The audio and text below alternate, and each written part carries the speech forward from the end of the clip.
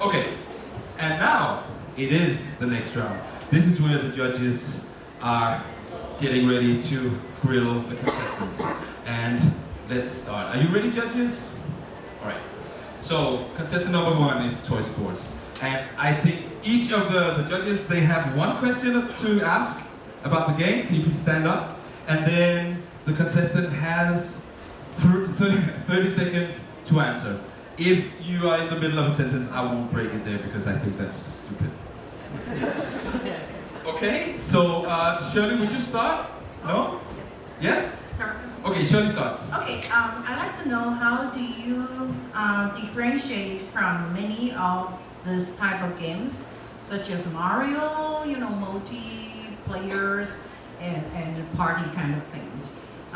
It seems like fun, but how do you stand out? Okay, so we work a lot to put a lot of fun in every aspect of this game. So there's small tracks that you must travel. This tracks is really fun. We assure we put a lot of effort to this becomes a good track. And all the other mechanics we do balancing. We balance a lot to stay in the exact spot to the players. That was actually right on the money, so you have to stop now. That was it. Thank you so much for answer 1. Then it's Flavia's turn.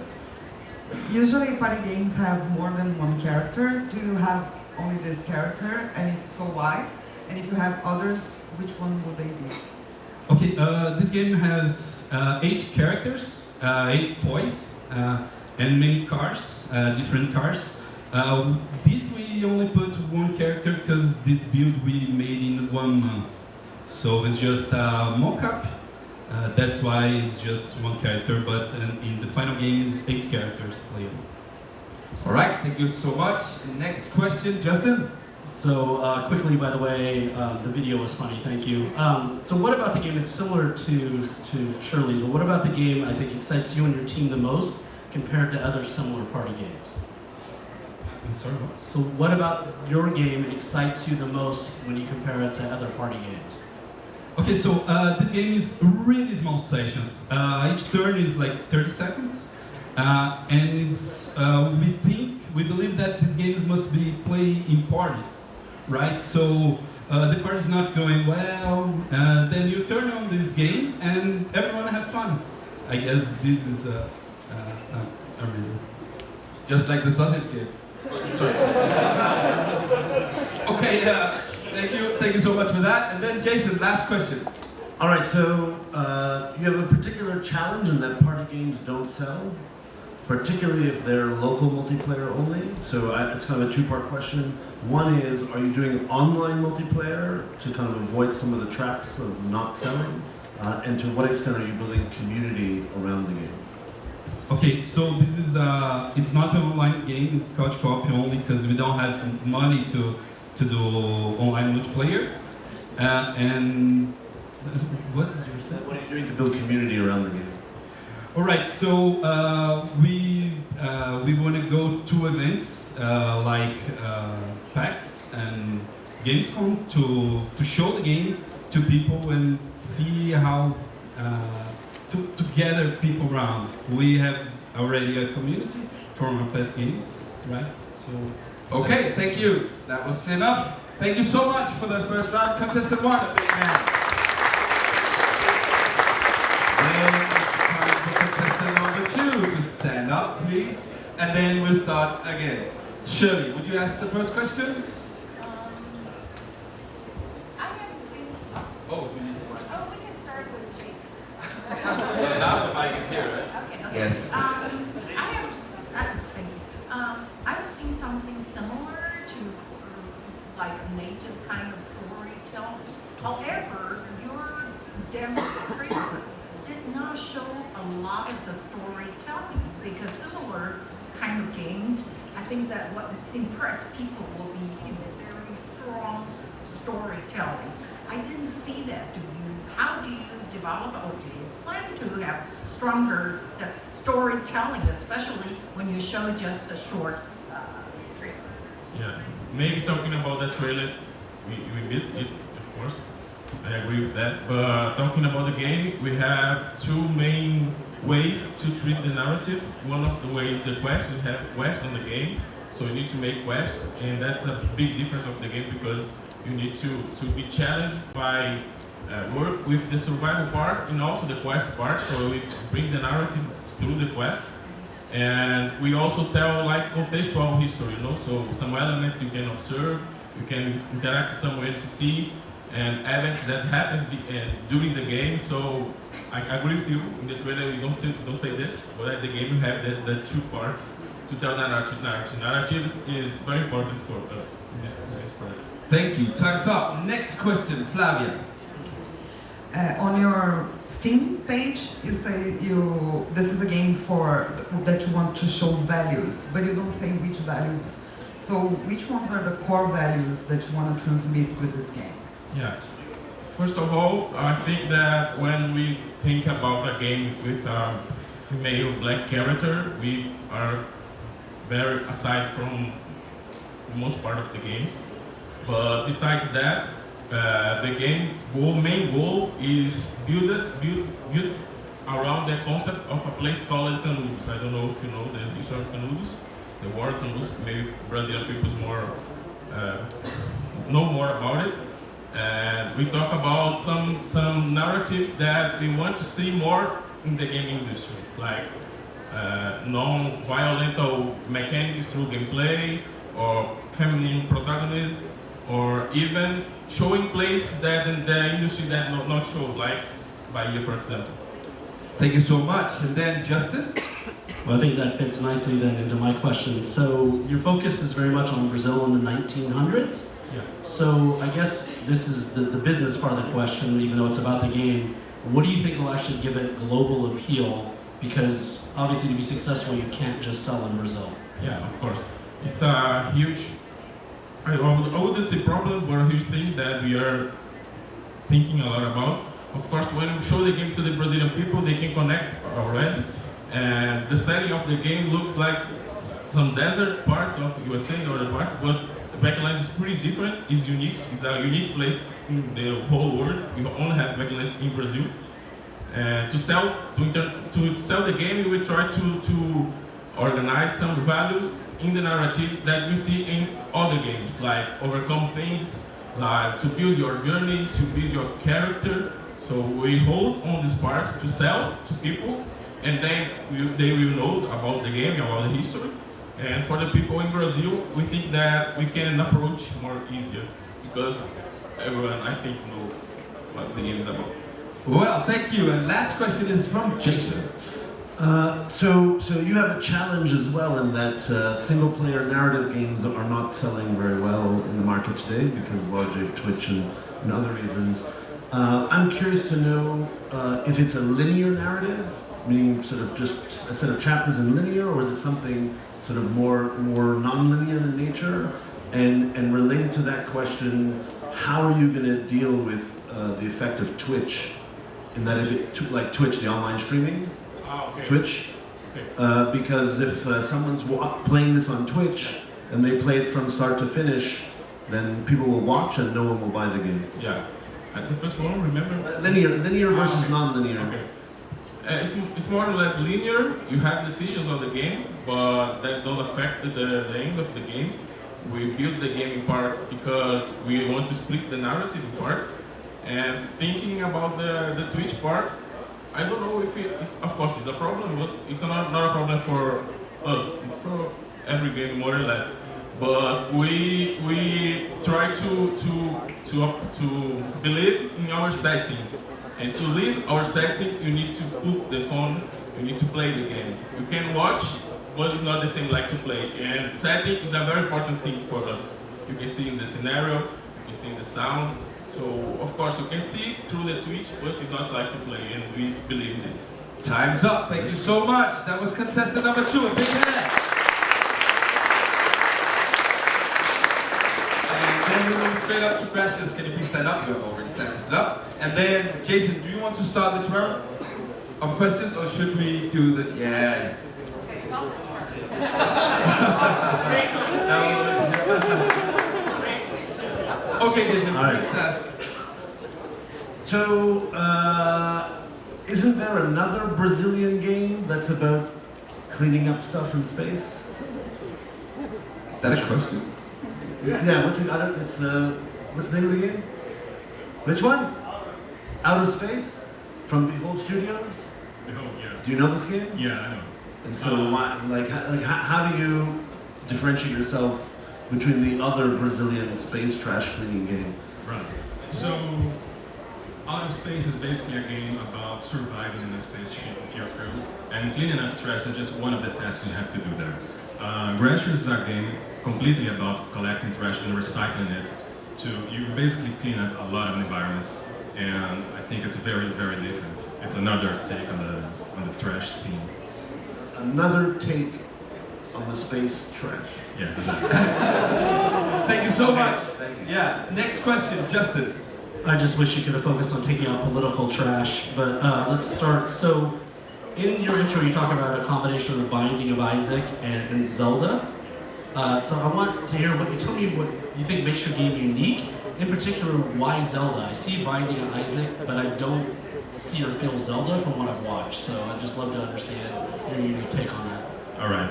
So Grashers is a dungeon game where you go from room to room and you clean it up, you fight monsters and you find items that will change the gameplay and change your character. And that's what we borrowed in a way from Zelda and also Binding of Isaac, because it allows for replayability, so we end up with a lot of hours of gameplay and each run will be different. That's what we want. Thank you for that. Next question, Flávia. I think mine goes on the line with Jason, because why do you choose this focus or this project? Is that important to the team? Is it different because of that? Because we have a lot of video games now about collecting trash and talking about the environment, but I think this is a very normal take. So why do you choose that to be your first project? Right, yes. It is our first project, and initially we just wanted to make a game that was fun to play, and we had a trash element that's around us all the time. And over time we started realizing there was a theme we could take more advantage of to raise awareness for this huge problem around the world, which is the mass production of trash. And we want players to finish the game and have a different take on it, saying, hey, there's some good stuff here that I can recycle and I shouldn't throw this out. Wow, thank you so much for that. That was right on time as well. So last question, Shirley. Let me ask you the first question. Is this your original soundtrack? Is this the original music you create? Yes, all the sound effects and all the musics are original, and Stephen does all the soundtrack. Awesome. You can probably publish an album on that. Yes, that's the plan. I think it's very fun and it's quite creative. And it's, you know, what the world is all talking about, because China refused to take the Americans' trash, and, you know, so there's a lot going on. But I think it's along the line that what do you expect at the end of this? How many levels you create? That at the end of this, what will a player, besides listening to this great music, but what is the end goal of that? Do I have some kind of sense of accomplishment afterwards? Right, I think I already took some time. The game has a lot of story as well. So the story is not linear. The story is you complete one mission, you have choices, you can choose to be the good guy or the bad guy, basically. And at the end, you reach all that branching in the story, and it leads to different outcomes completely. How many levels? We have right now about 40, 50 levels. Yes. Okay, thank you. Time is up. Thank you so much, contestant number 3. Big hand to them. And that means that we are at the end of round 2, and it's my favorite time. It's points. So, how did the contestants do this round? Actually, for you out there, how many of you are actually game developers? Yeah, there's quite a few there. because you are going, if you're not tried it before, you are going to be in this position from time to another where you have to pitch your project to a string of nasty experts. And it's not necessarily that nasty. This nasty. So it's very valuable for you guys as well to listen up and watch how they do and how they succeed. So judges, are you ready? Let's do a countdown and see which game did best in round 2. 3, 2, 1, show us the game! Whoa, not a split exhibition! It is crazy!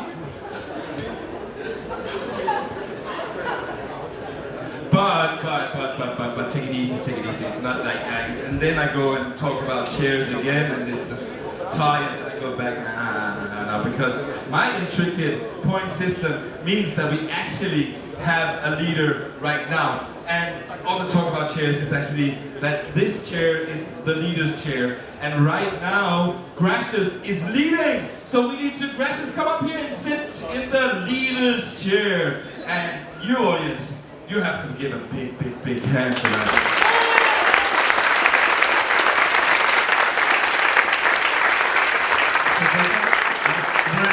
We all made a plan to mess with your point system at the beginning. Oh, so that was fun. no, don't even go there.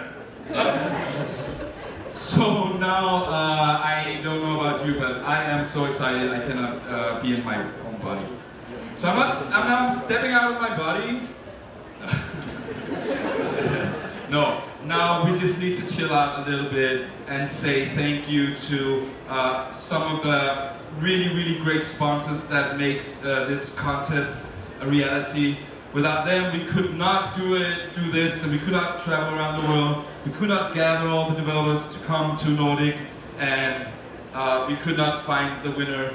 And one of them is actually one of my favorite companies of all time. It is Exola, and we need to check their video out a little bit, right?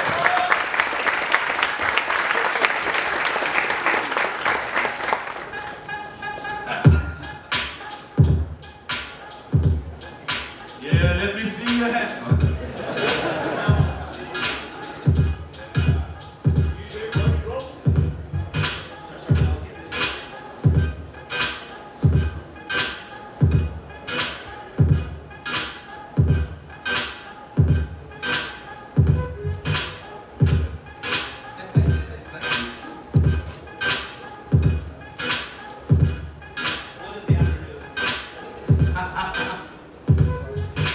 I just love this song, man.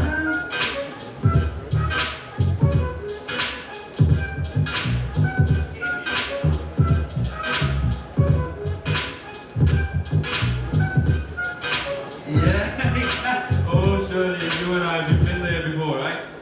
Okay, a big hand to Exola and all the other sponsors. Yeah. Also, I'm going to talk a little bit about, I mean, this is, normally I would have shown the video of me flying throughout the world, but as this is, not flying like that, in an airplane.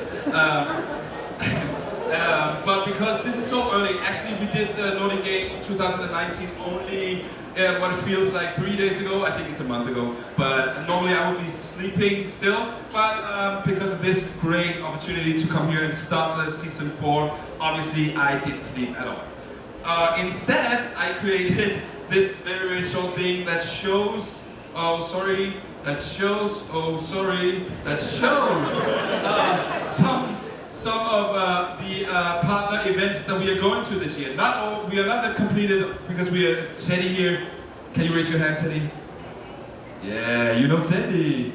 Well, I do. And he is very good at negotiating, finding partner events. Some of them we saw there. We are going to places like Cape Town. Are you coming in?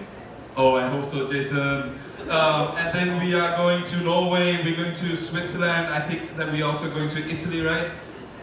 And Lisbon, yeah, for the game dev camp. So